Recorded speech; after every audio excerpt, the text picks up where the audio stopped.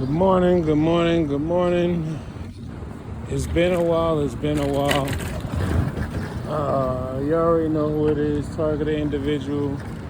CJBK, live in New York City. You see I'm riding around. You see I got the helmet on, I got the bend, so you know I'm at work. So, yeah, what is this, June 3rd, about 6:30 a.m. Um, yeah, a lot has been going on as far as targeting and it's not as much as like anything overt happening, but it's more like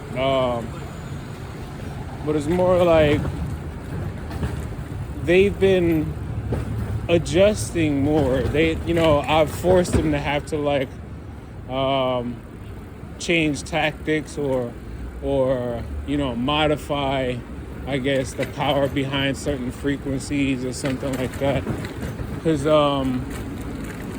I've really been doing a lot more reading on energy and the energy that's radiated from the human spirit or the soul, if you will. And there's not for nothing, but like I don't think people truly like when we think of meditation, I don't even think we fully grasp the amount of power that we're trying to learn how to harness, manage, and even utilize when we actually are, when we actually meditate and when we are practicing, um, being present in the moment, or being present, at all times. Not allowing yourself to dwell on things of the past and not allowing yourself to overanalyze things that haven't happened yet. And you got to remember that with the targeting gang stalking, it's a psychological operation. Not only is it just like manipulation of the electrical signals in your nervous system and in your brain, but it's also an attack against your psychological, your psyche, right? So it's like the more I read about like chakras and the manifestation, or just like mindfulness, manifestation, understanding that thoughts themselves is actual energy. And when you understand that they're basically using synthetic energy to try to manipulate and control a natural energy, think about it like this. Your brain, right? Your brain is it's a receiver and a transmitter. Your brain is a transmitter and receiver to the entire universe, right?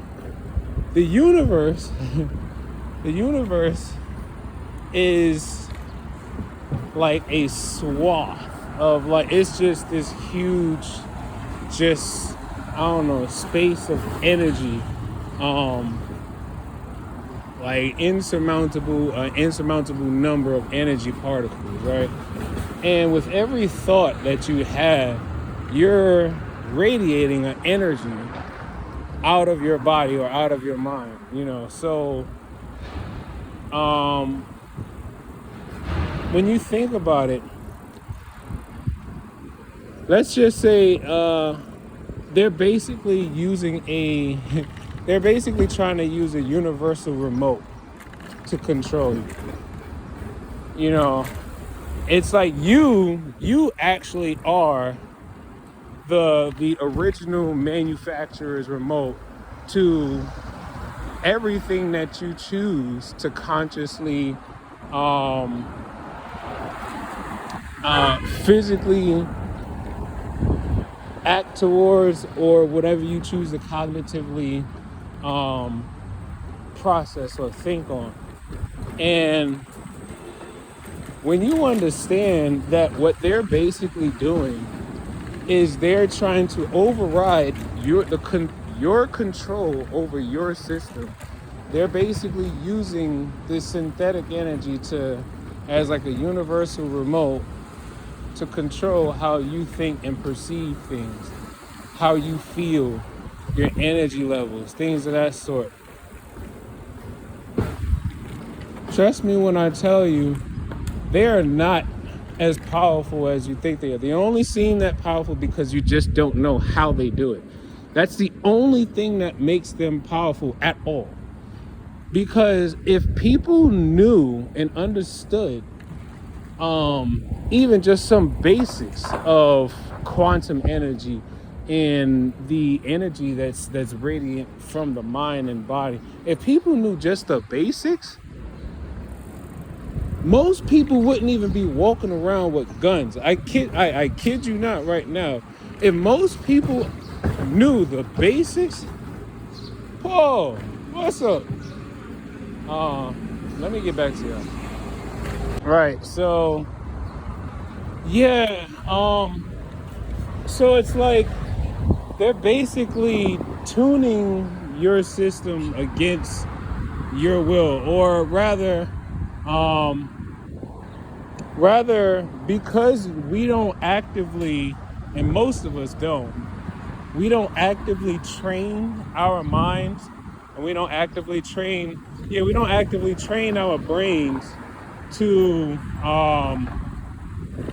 I guess, what's the words I'm looking for? It has something to do with actively doing maintenance with your body's energy and then the energy all around you. And it's like that's one of the purposes of mastering meditation and mindfulness, is being present, mastering being present, and then being able to feel everything around you and feeling your existence in the universe, something like that. But so with that being said, in a world where, not like 70, 80 years ago, it wasn't as many different things feeding into your subconscious, and you didn't have as many different things trying to, I guess, sway you into wanting something that you probably don't need, or whatever the case may be. It was probably much easier back then to manage, one's emotions and things of that sort. But nowadays, because of the advancement of technology and how quantum energy is being more, I guess, easily understandable because of the technology being used, it's like it's giving them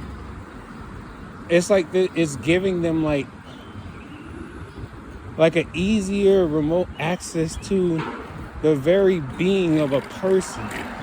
I don't know, it's crazy because when I'm thinking about stuff to say on my videos, it sounds so much more fluid, but then when I try to start actually gaining that train of thought, I feel a lot of activity going on in the on the right section, the right hemisphere of the brain.